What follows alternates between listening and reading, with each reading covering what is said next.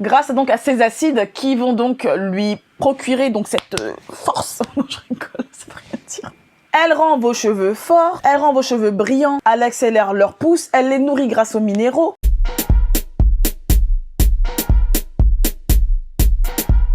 Salut à tous, c'est Kay. Alors aujourd'hui on continue sur la série des huiles. On va parler d'une huile que j'adore. C'est mon huile favorite, c'est mon huile chouchou. C'est l'huile de ricin. Dans une première partie, je vais vous parler, comme d'habitude, des vertus de l'huile de ricin sur la peau.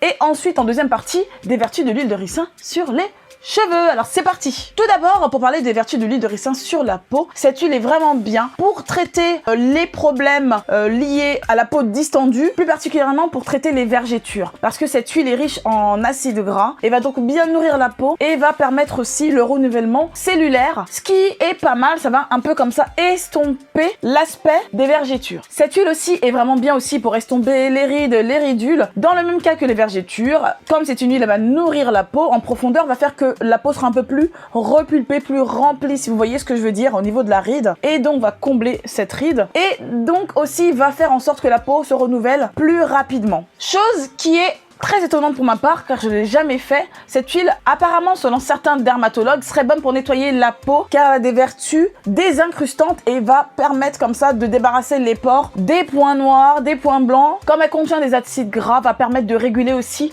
l'excès de sébum.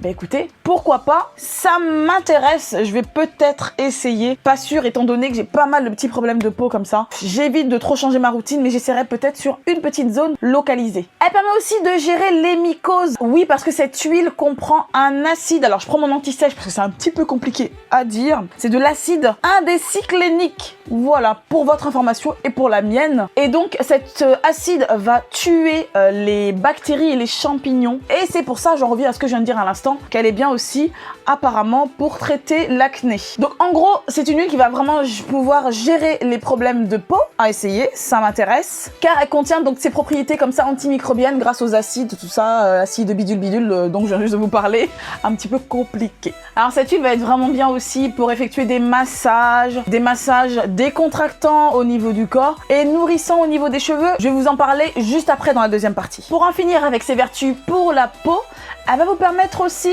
si vous avez des coups de soleil, d'apaiser ces fameux coups de soleil, d'apaiser les irritations, les choses comme ça, grâce à ses propriétés anti-inflammatoires et antibactériennes. Et du même coup, va donc apaiser les démangeaisons dues à des piqûres d'insectes. Vous voyez de quoi je parle?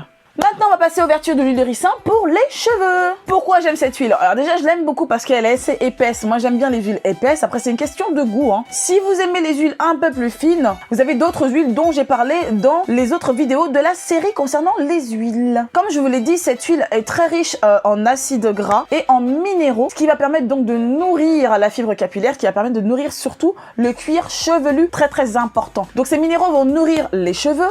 Et qu'est-ce que ça va provoquer? Ça va provoquer donc quelque chose de vraiment très positif, quelque chose qu'on veut. Ça va donc nourrir votre cheveu, comme je viens de le dire, et ça va aussi donner de la force, de la brillance aux cheveux, et va permettre aussi d'accélérer leur croissance. Et ça, c'est pas mal. Je ne sais pas si c'est grâce à ça que mes cheveux poussent assez vite. Allez jeter un petit coup d'œil comme ça à mon challenge pousse. J'utilise de l'huile de ricin en grande partie. Donc, elle rend vos cheveux forts, elle rend vos cheveux brillants, elle accélère leur pousse, elle les nourrit grâce aux minéraux, grâce aux acides gras essentiels. Elle va vraiment faire du bien à votre cuir chevelu. Si vous avez des démangeaisons, si vous avez des pellicules, ça va permettre de renouveler votre cuir chevelu. C'est vraiment super, ça va donc vous apaiser au niveau du cuir chevelu également. Cette huile est bonne pour tout le monde, pour tout type de cheveux. Par contre, si vous avez les cheveux et le cuir chevelu gras, je vous conseille de la mélanger à une autre huile, par exemple à une huile sèche comme l'huile de jojoba, pour ne pas avoir comme ça cette impression de crâne poisseux. Voilà, je vous conseille de la mélanger. Si vous voulez voir comprendre les vertus de l'huile de jojoba, je vous envoie vers ce lien pour en savoir un petit peu plus. Donc vous allez l'appliquer comme ça. Personnellement, ce que je fais, c'est que moi, après chaque shampoing, je fais un massage de mon cuir chevelu, soit à main nue, soit avec un petit peu de sel pour bien activer la circulation sanguine au niveau de mon cuir chevelu, pour le débarrasser de toutes les impuretés. Ensuite, je rince et je mets de l'huile de ricin au niveau de mes mains, je frotte bien et avec la pulpe de mes doigts, je viens masser mon cuir chevelu pour qu'il imprègne bien mon cuir chevelu,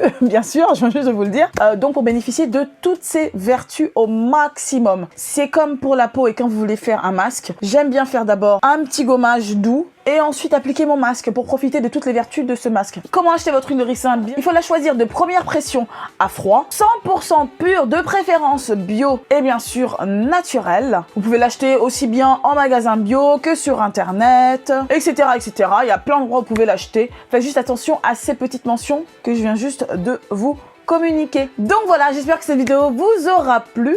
Je vous fais de gros bisous, mais n'oubliez pas de vous abonner et d'activer la petite cloche juste ici.